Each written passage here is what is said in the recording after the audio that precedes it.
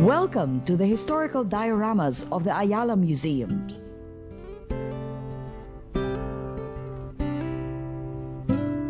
The dioramas were conceptualized in 1967 under the guidance of Carlos Quirino, National Artist for Historical Literature and Ayala Museum's first director. Master carvers from Paite, Laguna carved and transformed pieces of batikuling wood into Lapu-Lapu's victory over Magellan in the Battle of Mactan, and this became Ayala Museum's first diorama. Led by Quirino, local historians like Rey Resurreccion and Juvenal Velasco selected for the diorama project 60 Philippine historical events that helped shape the Philippines as a nation. Visual artists and craftsmen added structural and landscape details that gave the dioramas their lifelike quality. Such things as fruits, the foliage of trees, books, weapons, or a herd of animals, despite being minuscule, were crafted with expert attention to detail. 7 years after the project was conceived, the dioramas were opened to the public in 1974. Today, we invite you to relive Philippine history at the Ayala Museum. Let us begin the tour.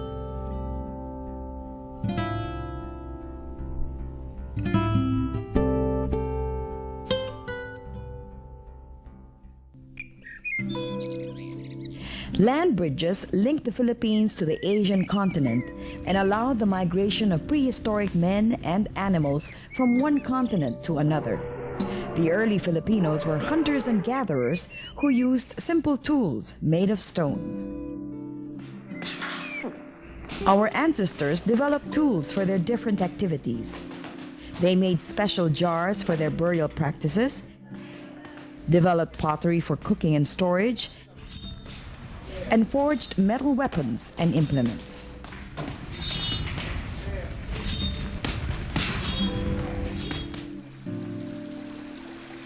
In 5000 BC, the great glaciers melted and covered the land bridges with water.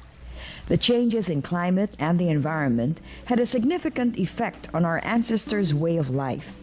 They turned from hunting and gathering to agriculture and fishing.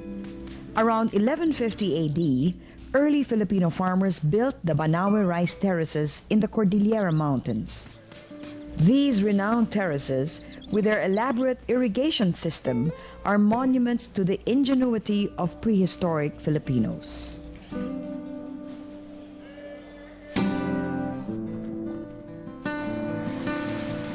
Chinese and Arab merchants soon arrived, and they influenced the development of early Philippine society in many ways.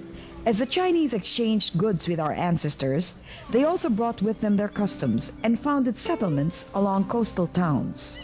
Muslim traders introduced Islam to the people of Sulu, initiating the spread of this religion throughout Mindanao.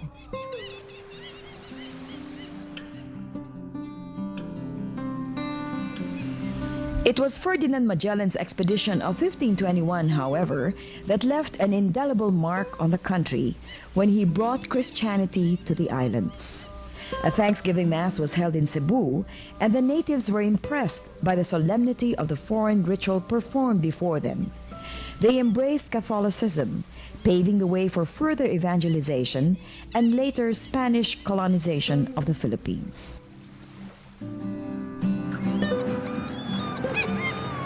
It is said that the Spaniards conquered the Philippines using both the sword and the cross. While many Filipinos willingly converted to Christianity, others met the Spaniards with aggression and faced the colonizers' advanced weaponry. Lapu-Lapu defeated and killed Magellan in the Battle of Mactan, and he is recognized as the first Filipino to have successfully resisted Spanish invasion.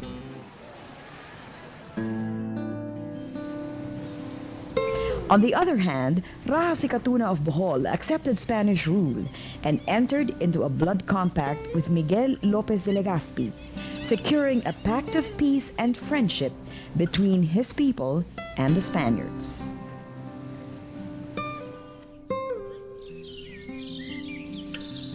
Miguel Lopez de Legazpi continued his conquest of the islands, claiming Cebu and Manila in the name of the Spanish Empire. A Filipino foundryman called Panday Pira was said to have forged the cannons that the natives of Manila used to defend themselves against the invading foreigners. Following the fall of Manila, the conquistadors commissioned Panday Pira to provide them with the artillery for the defense of Legazpi's newly founded city. Manila began to take shape as a Spanish colonial territory. Streets were laid out and homes were built for the new settlers.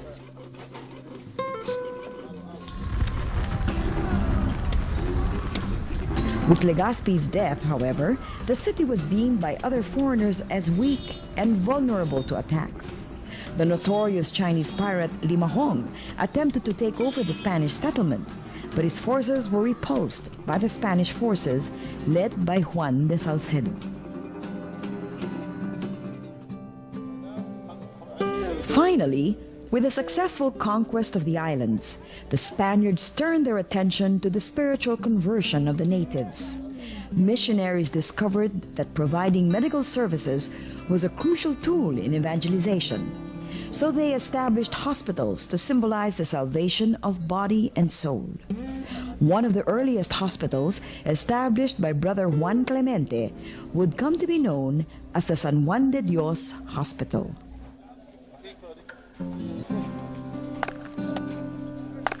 The colonial government introduced printing, and the first book printed was the Doctrina Christiana. The Doctrina Christiana was a manual for Catholic instruction and was also instrumental to the success of their evangelical missions in the Philippines. Let us take a break from our dioramas to examine the way our ancestors traveled. You may have noticed that the story of our country and our people involved a lot of seafaring, with their boats directed by the wind and guided by the stars. Maritime trade flourished in the Philippines because of its unique strategic location in Asia, and ancient boats such as the Chinese junk, the Arabian bagla, and the Spanish galleon were seen plying our shores.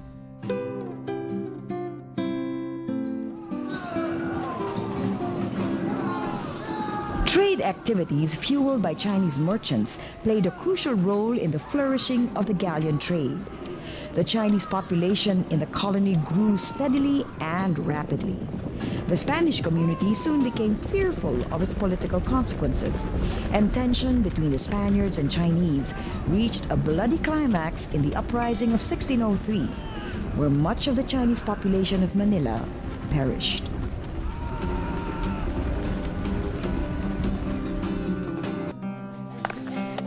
To help maintain colonial order, the Spanish government saw the importance of continuous training of its men. Institutions of higher learning were built, and religious orders took the lead in this effort. In 1611, the Dominicans built the Royal and Pontifical University of Santo Tomas.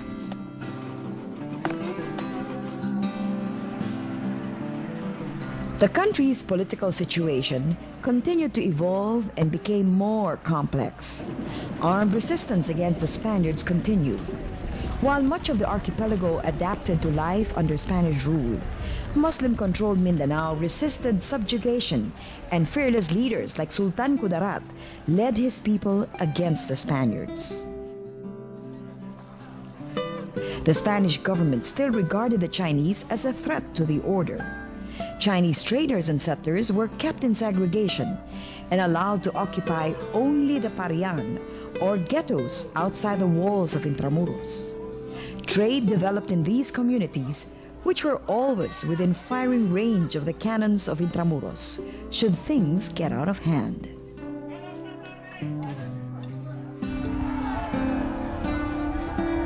And because both church and state figured prominently in the colonization and administration of the islands, there were always numerous conflicts and struggles for power between them. The most horrid incident of which was the assassination of Governor General Fernando Bustamante, which was led by a group of friars and carried out by officials, friars, and Chinese merchants.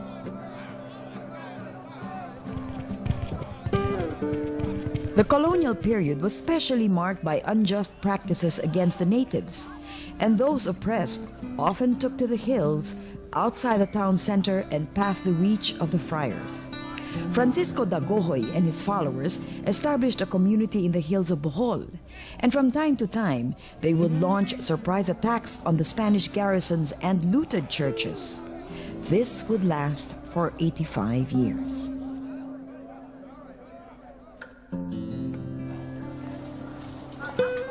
Despite the political tumult throughout the Spanish occupation, the Philippine economy thrived for 250 years because of the Manila galleon trade.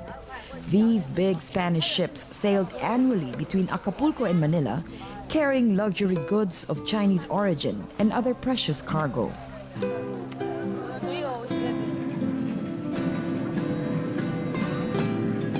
When the British forces invaded Manila during the 7-Year War in Europe, the economy took a nosedive. The war had been against France, but Britain invaded Manila because of Spain's alliance with the French. It was a quick takeover by the British, and this exposed the vulnerability of Spanish colonial rule. When the British returned Manila to Spain in 1764, Spain made sure to incorporate the colony more effectively into their imperial structure to prevent such takeovers in the future.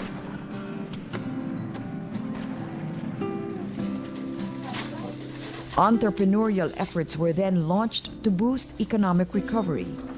One example of the efforts undertaken was the development of the Santa Ynez mines in the Sierra Madre mountain range. While under the helm of Francis Xavier Delgado, the Santa Ynez mine supplied iron that was superior to iron mined elsewhere in the archipelago and provided livelihood, goods, and services for the people. Arts and culture flourished in 19th century Philippine society. In 1811, the country's first newspaper publication, Del Superior Gobierno, began circulation, carrying with it news from abroad. It folded up after only 15 issues. In less than a decade, however, newspapers would prove crucial to the Philippine revolutionary movement. Damian Domingo, the first Filipino painter to specialize in secular themes, opened his first school of fine arts in 1821. The Academia de Dibujo opened its doors to Filipinos who had previously been banned from entering art schools. With the opening of the archipelago's ports to non-Spanish vessels, economic prosperity came to the country's capital. Manila began to uplift its cultural profile. Escolta blossomed as a commercial hub, and a series of public works and communications projects were undertaken, culminating with the operation of the first tranvías, or streetcars. Religious practices like regular Sunday Mass became elaborate social rituals where status and wealth were on display.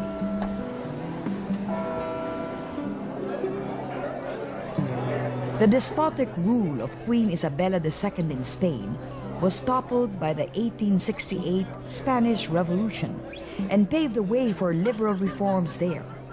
Governor-General to the Philippines Carlos Maria de la Torre hosted a reception to celebrate the success of that revolution and then introduced liberal reforms in the colony. De la Torre's liberalism paved the way for the formation of revolutionary associations and the empowerment of Filipino leaders. A generation of middle-class Filipinos known as the Ilustrados surfaced, insisting on equality and believing that religion must not suppress the liberties of the people. They became members of the Freemasons and championed nationalist and separatist causes. They became instrumental in spreading the ideals of government, freedom, and equality to the Filipinos. One of these Freemason Ilustrados was Jose Rizal. His novels Noli Me Tangere and El Filibusterismo exposed the atrocities of the Spanish government in the hopes of instigating outrage in his countrymen so that they may call for reforms. His novels were banned, and he was soon arrested, but not before his writings inspired the secret society called KKK, or Kataas-Taasang Kagalang-galangang Katipunan ng mga Anak ng Bayan, to finally take arms against Spain.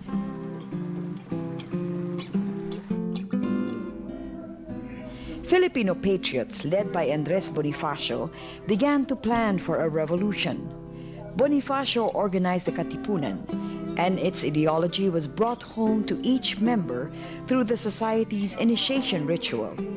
Each new member signed into this secret society with his own blood to signify his willingness to shed his blood and die for the cause. On August 23, 1896, the Katipuneros gathered in Caloocan, and in the event that came to be called the Cry of Pugadlawin, renounced the colonial government's stranglehold on them with the tearing of their cedulas or tax certificates.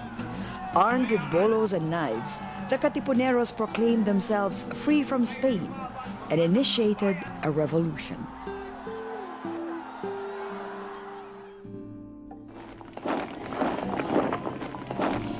The prisoner Jose Rizal, branded by the Spanish government as the soul of the rebellion, was sentenced to death by firing squad in a farce of a trial. On December 30, 1896, the day of the execution, Rizal walked firmly and solemnly to the square. Rizal had his back to the firing squad, but he twisted around as the soldiers fired and fell face upwards in the breaking dawn.